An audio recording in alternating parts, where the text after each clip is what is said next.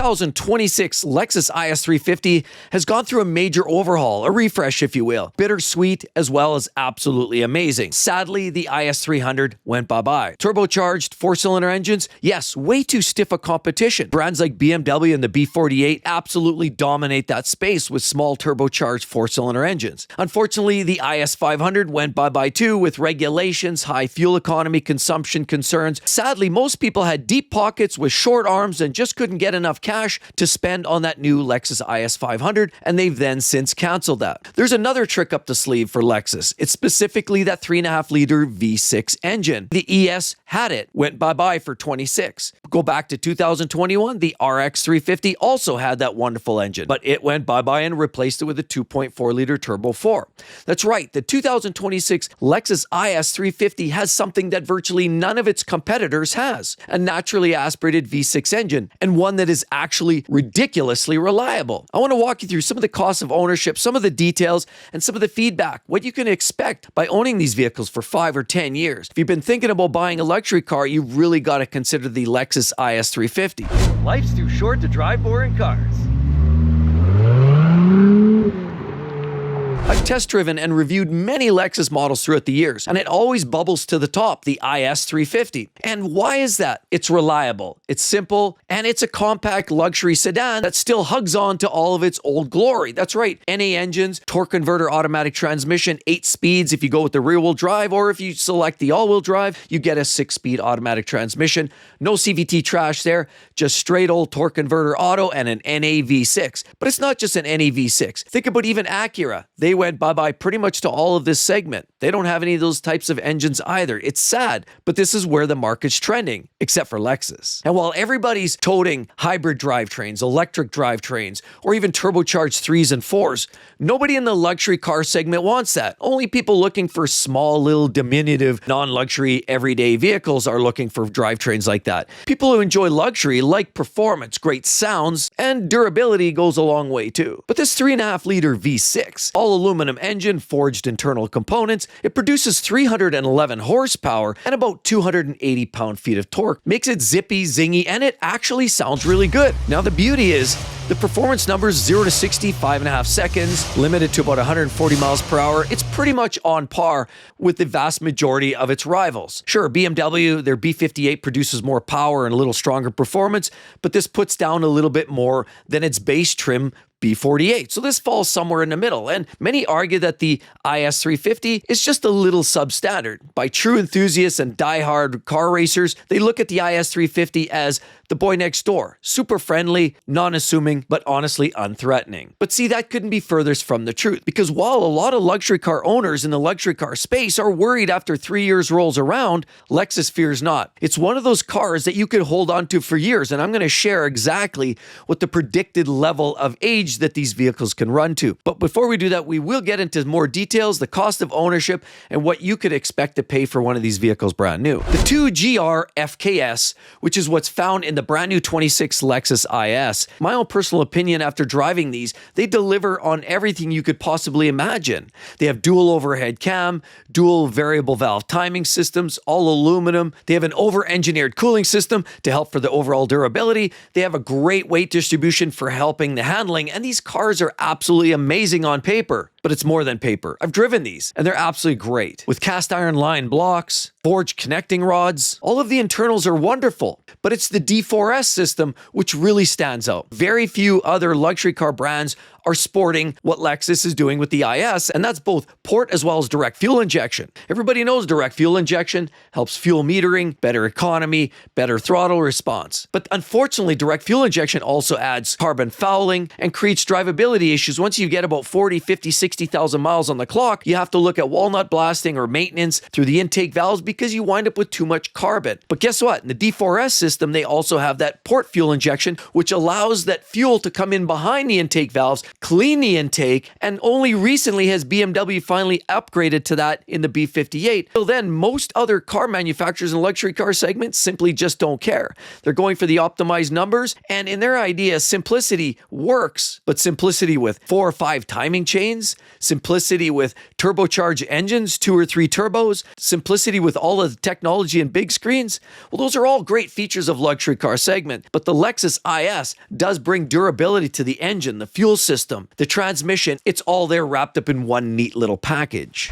So some studies, according to Edmunds, have come to the total cost of ownership of a brand new Lexus IS. And that total is just a hair over $72,000 because in 5 years or 60,000 miles, you would expect to spend about $19,592 when away on depreciation, which is very strong for a car in this segment. $9,439 due to maintenance, that's slightly under $2,000 a year. And for repairs that are unexpected, you're only going to expect to pay about $1,087, again, over the same 5-year time frame. In that time, expect to pay just over $17,000 in fuel and about $5,600 on your average taxes and fees for this car. That said, Kelley Blue Book has a slightly different perspective. They anticipate about $6,485 for the same 5-year time frame, and unexpected repairs is closer to $1,189. Clearly very cost-effective to maintain, own, and operate these Lexus IS vehicles. You're not going to come near that with vehicles from Audi, Benz, and the like. I mean, those are all great vehicles in their own right, but if you're looking for a vehicle that isn't going to break the bank, but still has luxury car amenities, this might be your bet for 26. The beauty is the warranty's always there to back it too, with about 4 years and 50,000 miles for basic warranty coverage, or 72 months or 70,000 miles for the drivetrain, which most people trust them infinitely anyhow, and a 72-month corrosion warranty, and nobody likes to be pouring money down a vehicle that's just rotting away, so these actually have a solid warranty even for perforation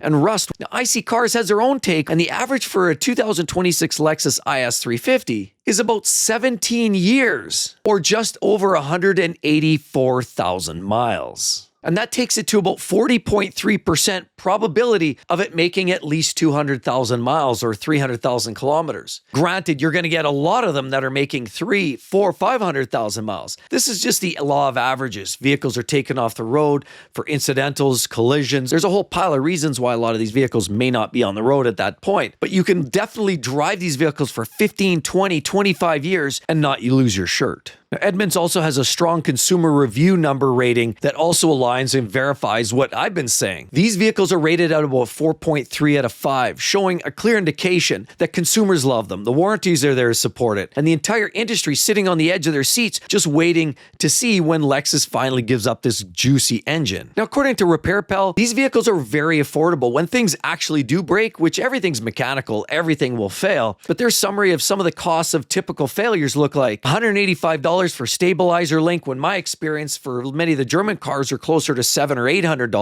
$420 for spark plug replacements. Drive a modern day Audi, and most of those are going to come out of there costing $1,200 to $1,500. $1,240 for a fuel pressure sensor. Try that with a modern day V8 powered BMW, and you're probably going to find that number closer to $4,000, and approximately $2,400 for an exhaust manifold. Now, this prices just go up, up, up. Remember, these are NA engines, so you really have the exhaust manifold coming off the engine straight back to the catalytic converter. A lot of other cars nowadays are all running turbos, so now you're dealing with turbos and lines and extra equipment in the way. It means that the labor costs are infinitely higher on a lot of its competition. So that's a number that look more like $4,000, $5,000, $6,000 on some of its direct rivals. The Lexus IS is also fairly economical, with fuel economy in that 19 for the city, 26 for the highway, and about 22 miles per gallon combined. That's more than reasonable. Now, it's not a fuel miser, and you're probably going to get better economy out of a turbocharged 4-cylinder Beamer, or even an Alfa Romeo, or even an Audi that are running 4-cylinder engines. But the fact remains is this is a V6, and it's naturally going to consume a little bit more fuel. That being said, you're not worried as much about some of the catastrophic issues related to turbos and wastegates and all of the oiling lines that go with these turbo engines.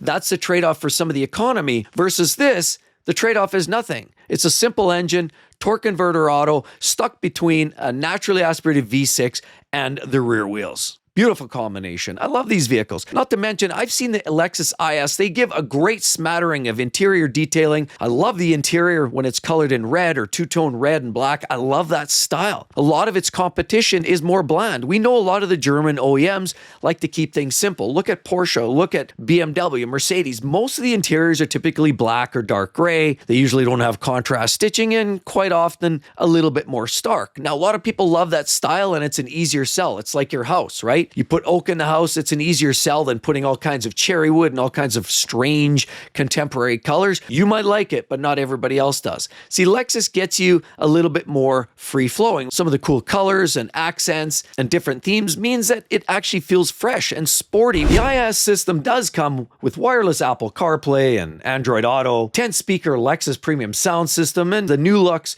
synthetic leather upholstery, dual-zone climate controls, power tilt, telescopic. The F-Sport base design trim comes at a $46,800. Heated front seats and a newly standard wireless charging pad, ventilated front seats, a heated steering wheel, and aluminum sport pedals. That costs you just under $50,000 at about $49,245. And when we talk about Lexus and Toyota, they're considered some of the safest vehicles on the road. Traffic jam assist and the panoramic view monitor, as well as the F-Sport handling package, gives the drive with an adaptive variable suspension and a Torsen limited slip rear differential. It means it's going to handle well. It's going to handle like it's on rails. It's going to feel a lot like a modern day BMW. Now, nobody's going to tout and say that a Lexus IS is going to be directly competitive with an M340i. That's simply not the case. The BMW has a better dialed in handling system. The B58 is also going to produce more power. It's got about a 70 or 80 horsepower advantage. It's just made more for the driving enthusiast. That being said, how often are you racing around? Depending on what you're looking for, the Lexus IS, from what I've seen, delivers everything. Great performance in a straight line. I'm fast as fuck, boy. You get 0 to 60 in quarter mile times that are on par with any of the higher trim level performance models like S trims in the Audis and even Mercedes in the 43 Series C-Class and E-Class vehicles. This is pretty much just about on par. Now, turbocharged engines generally give you a lot more of that torque. So that's what you're lacking in the IS350. It's a little bit light in the torque department. So it means you're just going to have to rev it up a little bit. But guess what? That's the beauty. It sounds so great. With the tailpipes emanating that wonderful sound, I loved it. I found it personally charming. Because also in competition with some of their direct derivatives like the BMWs, Audis, and Benzes that are using turbo engines, the exhaust note is pretty much null and void. This actually gives you a little bit of exhaust tone there because there's no turbos impeding the exhaust flow. And so in my personal opinion, this is one of those vehicles you've got to get while it's hot. There's not going to be around for a long time. Lexus has already shown they've eliminated the ES with the V6, the RS with the V6. All of those models that were carrying that 3.5 V6 are gone, except for the IS. And the IS has eliminated the 4s and the V8s.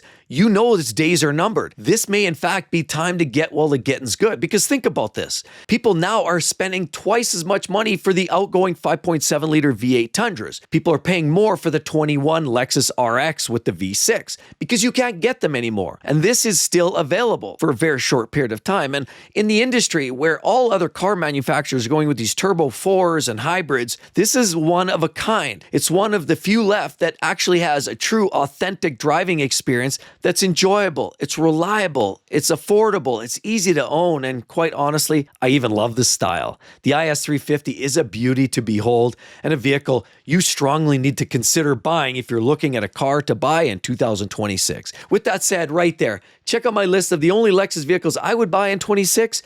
And right there, the only BMW, since we're talking strong competition, that I would also buy in 26. You're going to love it. Hope to see each and every one of you real soon, everyone. Talk to you then. Bye-bye.